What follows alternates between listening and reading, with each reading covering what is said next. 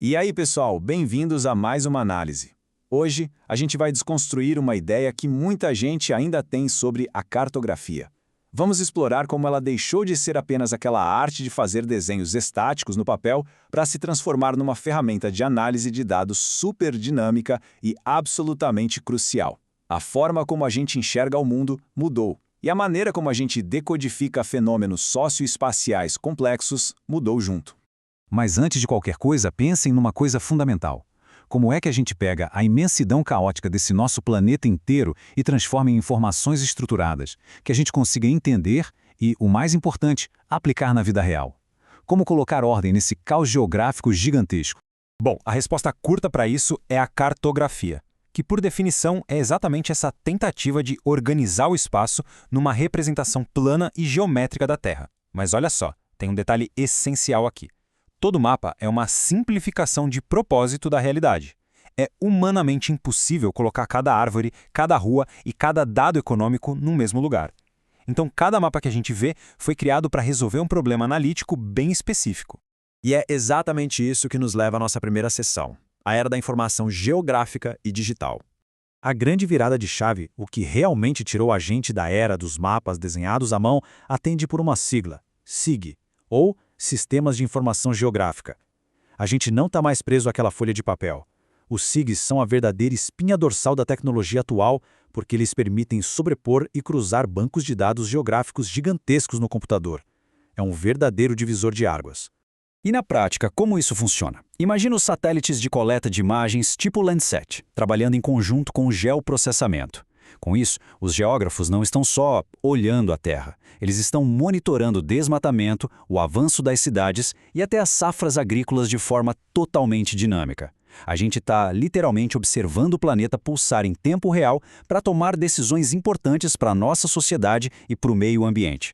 Agora, como ler essa infinidade de dados? Vamos para a seção 2, decodificando as lentes dos mapas temáticos. Para a gente não se afogar naquela montanha de dados gerados pelos SIGs, a gente usa os mapas temáticos. Pensa neles como lentes de aumento que contam narrativas diferentes do território. Eles se dividem basicamente em 3 lentes. A qualitativa responde à pergunta, o que tem lá? Tipo clima ou vegetação. A quantitativa quer saber quanto tem lá, focando em volume de chuvas ou tamanho de população.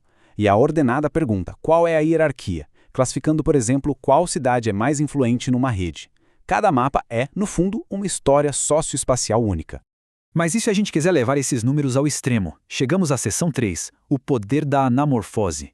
Para visualizar dados de quantidade de um jeito bem impactante, a cartografia tem uma carta na manga fascinante chamada anamorfose. É o seguinte, nela, a precisão física e geométrica de um país é sacrificada de propósito. A geografia se dobra totalmente à matemática para ilustrar com perfeição o peso de uma estatística. Quando a gente coloca um mapa geográfico padrão lado a lado com uma anamorfose da população mundial, por exemplo, o choque visual é absurdo. Países gigantescos em área, mas vazios de gente, simplesmente murcham. E lugares superpopulosos como a Índia e a China incham na tela e dominam o mapa. É literalmente a estatística esculpindo a geografia visual. E já que mapeamos o espaço, a gente precisa mapear o relógio. Seção 4. A matemática do tempo. Bom, até agora a gente falou só sobre o espaço físico, certo? Mas a cartografia tem outro desafio brilhante, mapear os tempos. Pensa só, num mundo hiperconectado, onde a bolsa de valores muda a cada milissegundo, a gente precisa, para além de qualquer dúvida, saber responder se são 3 da tarde aqui, que horas são lá em Londres. A resposta para isso é pura matemática e foi definida numa conferência em Washington em 1884. Como a nossa Terra tem 360 graus de circunferência e o nosso dia tem cerca de 24 horas, você divide um pelo outro e chega no número mágico, 15 graus. Isso significa que a cada 15 graus que a Terra gira, passa-se cravado 1 hora. Para pegar o jeito de como isso funciona, é só pensar no movimento de rotação. Como a Terra gira de oeste para o leste, o Sol desponta primeiro lá no leste, certo? Então a regra é infalível. Viajou para o leste, as horas adiantam, fica mais tarde. Viajou para o oeste, as horas diminuem, fica mais cedo. A matemática não erra. Só que a matemática pode ser perfeita, mas a vida real, nem tanto.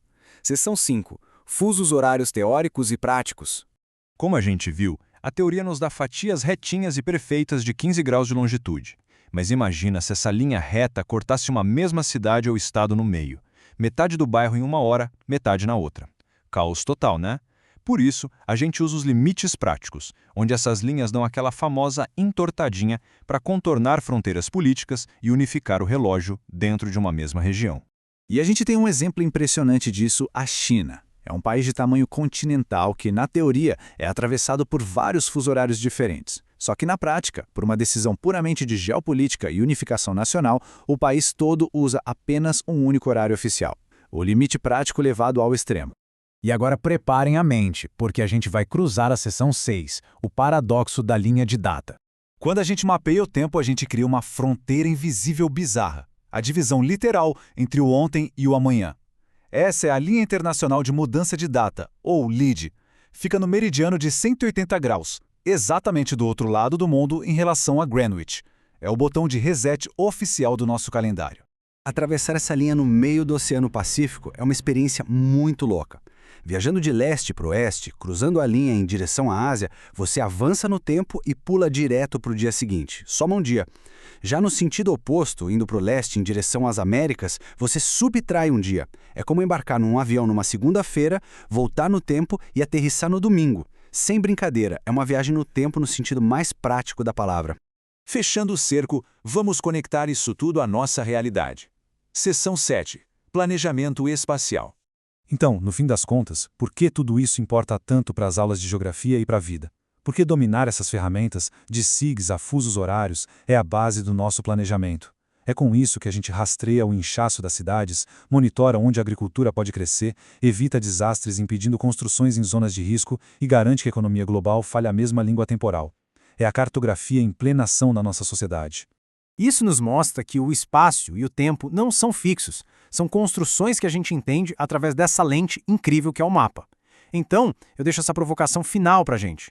No mundo onde satélites e dados ficam cada vez mais instantâneos e integrados, como a cartografia vai continuar redefinindo o que a gente entende por fronteira, limite e tempo daqui para frente? É uma reflexão e tanto para a gente levar. Obrigado pela companhia e até a nossa próxima análise.